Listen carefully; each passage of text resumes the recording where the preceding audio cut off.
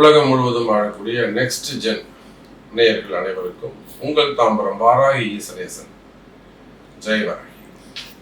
சனி பெயர்ச்சி நடந்து சனி தரும் யோகங்கள் யாருக்கெல்லாம் இந்த வருஷம் இந்த சனி பகவானுடைய கருணை இருக்க போது. இந்த சனி பெயர்ச்சி ரொம்ப முக்கியமான சனி பெயர்ச்சின்னு சொன்னேன். அதாவது முக்கியமான அதுக்கு என்ன மீனிங்னா ரொம்ப கடுமையான அப்படின்னு சொல்லலாம். இந்த சனி பெயர்ச்சி நடக்குது ஆரம்பிக்குது அப்படின்னு சொல்லும்போது பார்த்தீங்கன்னா புதுசா ஒரு வார் ஆரம்பிச்சிருக்கு. பொருளாதார வீழ்ச்சி வந்திருக்கு.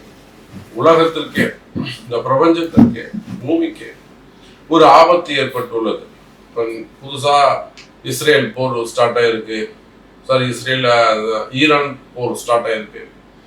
அது ஈரானோட நிற்காம அந்த யுஏஇ எமிரேட்ஸ் கண்ட்ரிக்கு பூரா அது பரவி இருக்கு. எல்லாரும் பக்கத்து சும்மா இருக்கிறவங்களாம் பாதிக்கப்படுறாங்க. அப்போ இதனால தான் நான் சொன்னேன் இந்த சனி பெயர்ச்சி ரொம்ப முக்கியம். நிச்சயமா பல மாற்றங்கள் நிகழும், யுத்தங்கள் நடக்கும். அப்ப இது பிரபஞ்சத்துக்கு பூமிக்கு இப்படி இருக்குன்னா நம்ம தனிப்பட்ட வாழ்க்கைக்கு எப்படி இருக்கும்? இதுல இந்த யுத்தத்தால சில பேருக்கு நன்மை, சில பேருக்கு தீமை. அதில் மாட்டிக்கிறவங்க இருப்பாங்க, உயிரிழக்கிறவங்க இருப்பாங்க, பொருளாதார நிலையில சீர்குலையக்கூடியவங்க இருப்பாங்க. இதுல நீங்க உள்ள பூந்து யோகத்தை அழிந்து வர முடியுமா? அது யாரு அப்படிங்கிறத பார்க்க போறோம். பாருங்க, 2ஆம் இடத்தில் இருக்கக்கூடிய சனி பகவான். எல்லாரும் பாத சனி அப்படின்னு சொல்லி உங்களை பயமுறுத்துவாங்க. ஒன்னும் பயந்துடாதீங்க சார். 2ஆம் இடத்துல யாரு சனி பகவான் இருக்க பிறந்திருக்கிறார்களோ அது எந்த 12 லக்னத்துல எந்த லக்னமா இருந்தாலும் பரவாயில்ல, அல்லது 12 ராசியில எந்த ராசியா இருந்தாலும் பரவாயில்ல, சந்திரனுக்கோ லக்னத்திற்கோ 2ஆம் இடத்தில் ஒரு ஜாதகம் வறுமையானால் அந்த ஜாதகன் 33 வயசு வரையிலும் கஷ்டப்படுவான். 30 வயசுக்கு பிறகு நல்ல அவனை கையிலேயே பிடிக்க முடியாது, கொடி கட்டி பறக்கக்கூடிய யோகம். பிஸியாவே இருந்துட்டு இருப்பான், ஆல்வேஸ் பிஸியா இருப்பான். அந்த அளவுக்கு 2ஆம் இடத்தில் இருக்கக்கூடிய சனி பகவான் கும்பராசி அன்பர்களே நிலையான உத்தியோகம், நிலையான தொழில் அமைப்புகளை தரப்போறாரு. சார் நீங்க கஷ்டப்படுறத ஃபர்ஸ்ட் நீங்க அனுபவிக்கணும், அதுதான் முக்கியம். யாரோ ஒருத்தர் கொடுத்துட்டு வேடிக்கை பார்க்க கூடாது.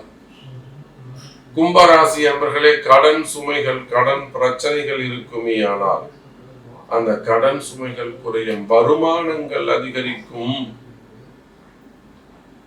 கும்பராசிக்கு 2ஆம் இடத்துல இருக்கக்கூடிய சனி பகவான் நல்ல பணங்காசு, நல்ல வருமானம் வரப்போகுதுன்னு அர்த்தம். சார் சனி 2ஆம் இடத்துல இருக்குது, அவ்வளவு சாதாரண விஷயம் கிடையாதுங்க. அது ஒரு நல்ல அமைப்புங்க, ஒரு நல்ல யோகங்க. சும்மா யாராவது உங்களை பாத சனின்னு சொல்லி பாத சனின்னு சொல்லி யாராவது பயமுறுத்துறாங்கன்னு நம்பாதீங்க. இது யோகம் தரும் சனியா இது. அதனாலதான் இந்த பதவியை நான் உங்களுக்கு கொடுக்குறேன். நான் கஷ்டப்படணும், நான் கும்பராசிங்க, நான் கஷ்டப்படணும்னு அவசியம் இல்லை. சாமி சொல்லியிருக்கிறாரு யோகம் தரும் சனி. எனக்கு ஏன் யோகம் வரல கேளுங்க, சனி பகவானை கேளுங்க. அவர் சொல்லியிருக்காரு, ஏன்பா எனக்கு யோகத்தை தரல? நீ 2ஆம் இடத்துல உட்கார்ந்துருக்க, தனஸ்தானத்துல வருமானத்தை கூடியா? நான் உழைக்க தயார், வேலை செய்ய தயார், கண்முழிக்க தயார், வேர்வு சிந்த தயார். எனக்கு வருமானத்தை கொடு, தொழிலை கொடு, உத்தியோகத்தை கொடு. கேட்பீர்களே ஆனால் கேட்டது தட்டுங்கள் திறக்கப்படும், தட்டுங்கள் திறக்கப்படும். இதுதான் சனி பகவான், இதுதான் உங்களுக்கு பரிகாரம். அப்போ சனி பகவான் 2ஆம் இடத்தில் அமைந்திருக்க காரணத்தினால் நிலையான வருமானம், நிலையான உத்தியோகம் உண்டு. கும்பராசி அன்பர்களுக்கு இடமாற்றம் உண்டு. அந்த இடதோஷத்தை மட்டும் நீங்க மனசுல வச்சுக்கோங்க. அது கடைகளாக இருக்கலாம், கம்பெனிகளாக இருக்கலாம், மெயினா குடியிருக்கக்கூடிய வீடுகள். நான் நிறைய இடங்களுக்கு அந்த விவசாய இடங்கள், விவசாயத்துவம், அந்த தென்னந்தோப்பு வச்சு நடத்தக்கூடியவங்க, பொள்ளாச்சி, பேராவூரணி, நிறைய இடங்கள் அந்த இடதோஷ நிவர்த்தி பண்ணி கொடுத்துருக்குறேன். அதே போல பெரிய பெரிய ஃபேக்டரிஸ் வச்சு நடத்தக்கூடியவங்க, கம்பெனிகள் வச்சு நடத்தக்கூடியவங்க, குடியிருக்கக்கூடிய வீடுகள், சில இடங்கள்ல பாத்தீங்கன்னாக்கா வீடே தோஷமானதாக இருக்கும், செய்வினைகள் இருந்ததா இருக்கும்.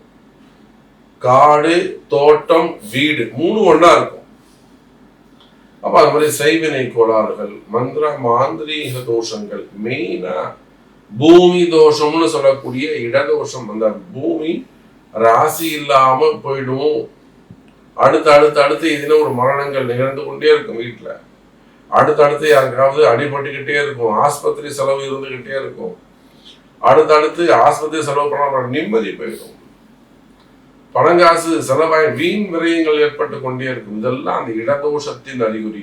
உடனே நீங்க முழிச்சுக்கணும், ஆஹா ஏதோ ஒண்ணு இருக்குப்பா, இது எப்படி வருமானம் சிறப்பா இருக்கும், பண கஷ்டங்கள் குறையும், கடன் சுமைகள் குறையும், தொழில் அமைப்புகள் சிறப்பா இருக்கும்னு சொல்லணும். அதே போல இந்த இடதோஷத்தில் அதிக கவனம் தேவை. அலட்சியம் கூடாது. அது ஒரு சிம்டம்ஸ் தான், அது ஒரு அறிகுறி தான். அவங்க சாமி காமிக்கிறாரு, வீட்டுல ஏதோ ஒரு விஷயம் இருக்கு. எவ்வளவு பெரிய ஒரு சாஸ்திரம் படிச்சவங்க வீடு, ஒரு கோவில் குருக்களா இருக்கக்கூடியவங்க வீடு, அவர் பல கோவில் பூஜை பண்ணிட்டு வருவாங்கன்னா அவங்க வீட்டிலேயே சில தோஷங்கள் இருக்கும். அப்ப யாராக இருந்தாலும் அந்த இடதோஷத்தை மதிக்க வேண்டும். இதெல்லாம் இந்த சில ரகசியங்கள்லாம் உங்களுக்கு தெரியாது. அதுதான் சொல்றீங்க, கம்பெனியா இருக்கலாம், ஃபேக்டரியா இருக்கலாம், கடைகளாக இருக்கலாம், வீடுகளாக இருக்கலாம், காலி இடமாக இருக்கலாம். அப்ப இந்த இடதோஷத்தில் மட்டும் அதிக கவனம் செலுத்துங்கள். சனி தரும் யோகம் கும்பத்திற்கு அதிகம். அப்ப உங்களுக்கு என்ன வேண்டும், உங்களுக்கு என்ன யோகம் வேண்டும் அப்படிங்கிறத உங்க பிறப்பு ஜாதகத்தை கொண்டு கேளுங்கள், நல்ல பதில் கிடைக்கும்.